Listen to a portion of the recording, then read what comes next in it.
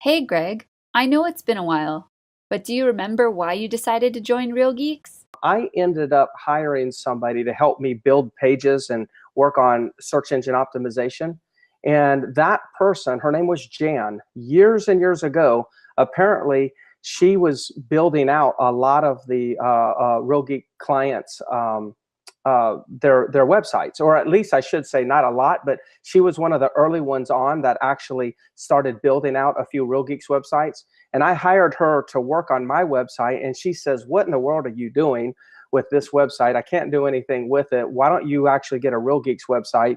And she started telling me all about it, and I just had blind faith, and I signed up, and next thing you know, here we are. How does Real Geeks compare to previous solutions you've used?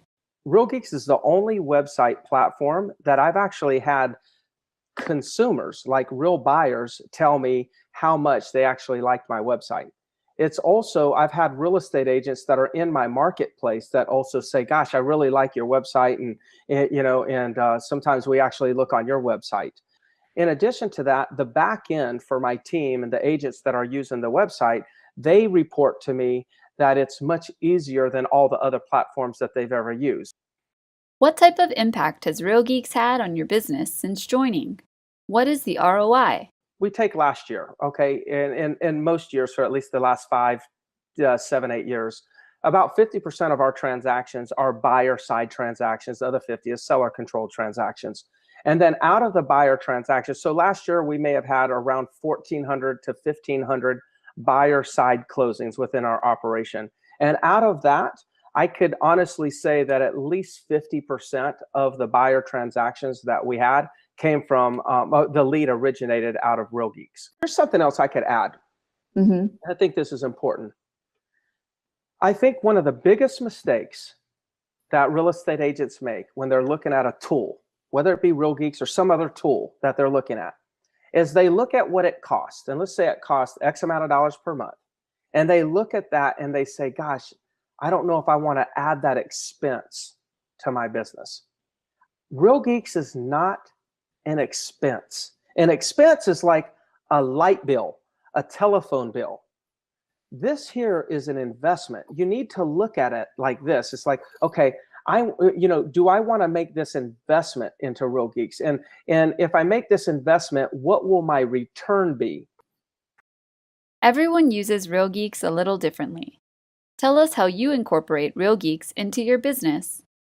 Yeah, I mean, I think we all probably use it as a lead capture tool, from either PPC or social media or organically ranking. We use it as a tool to capture buyer leads. And I think everybody pretty much uses it for that. But there's a few other things that I would mention that we use it for is we use it to nurture our databases, not just buyer databases, but our past clients, our centers of influence. We put everybody in Real Geeks.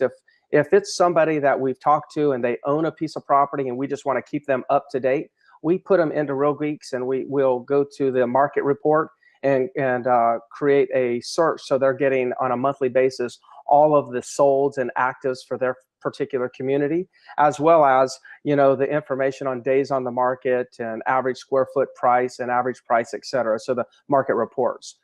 Do you have any guidance or advice for those agents that are still using a standalone CRM? Those standalone CRMs that are out there, and there's some good ones out there, but those standalone ones, what they're really actually missing is the IDX and all the other features like the sold reports and the sending out search, results of searches based on the criteria that's put in. And that's a very critical component. See, a CRM is for us, the agent, but the IDX and all that other stuff, the properties that they like to look at, is for the consumer. So you gotta figure out, you gotta be using things that is really consumer centric, not necessarily agent centric.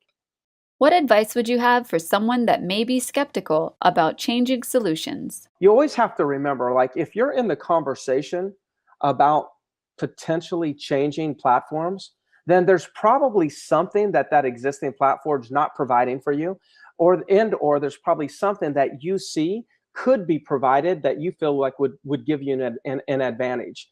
In my opinion, if you have some fear and some skepticism, it's probably because you know you should do it, You're just afraid to do it. You don't want to suffer through the pains. But I would say that the gains for making a shift will outpace the pains of making a shift.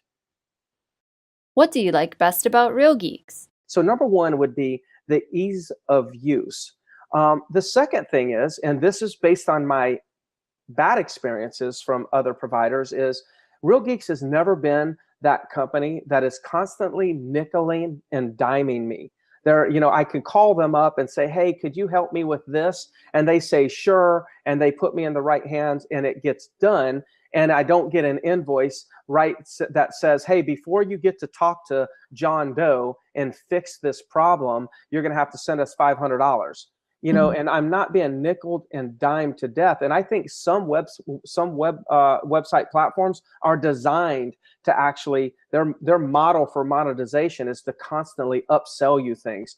I've never had that, with Real Geeks. And last but not least, I would say that the looking at the CRM and being able to just open up the CRM every day, the back end dashboard, and seeing the activity of all the people the night before that was searching on the website and looking at this property and saving this property, just the ease to be able to fire up the computer and push a button and see all that information and let that trigger the activities that I'm going to engage in or my agents are going to engage in that day.